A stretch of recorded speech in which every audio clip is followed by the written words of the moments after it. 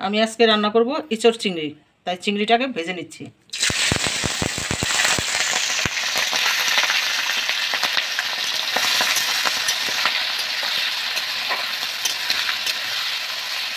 ভাজাটা হয়ে গেছে, এবার তুলে নিচ্ছি চিংড়িটা।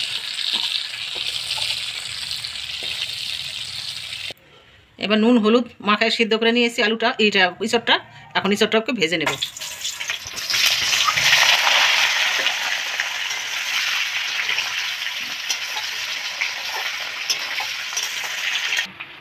ইঁচড়টা ভাজা হয়ে গেছে, ইঁচড়টাকে তুলে নিচ্ছি এবার।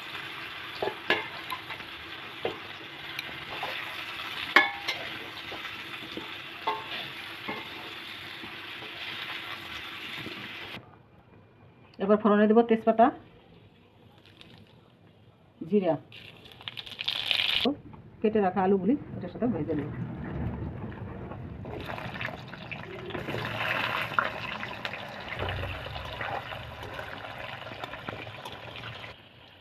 এটা এখন দেবো মশলা। এটা আদা, রসুন, পেঁয়াজ, টমেটো এবং লঙ্কা একসঙ্গে দিয়ে দেবো। একটু ধনে গুঁড়ো নষ্ট ফালতু, একটু হলুদের গুঁড়ো দিলাম। এবার দেবো একটু কাশ্মীরি লঙ্কার গুঁড়ো।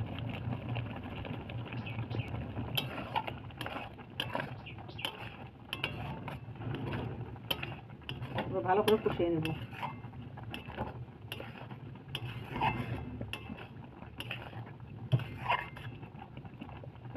মশলাটা কষানো হয়ে গেছে, এবার ঝোল দিয়ে দেবো।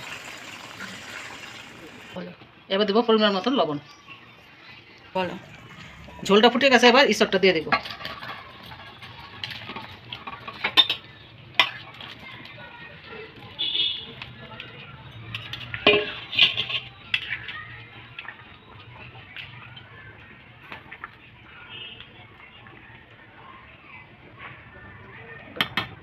বলো, এবার চিংড়ি মাছটাও দিয়ে দেবো ভেজে রাখা।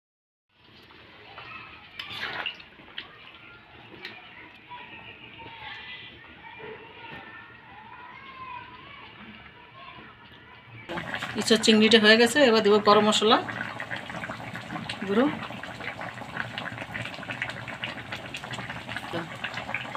এবার একটু ঘি দেব।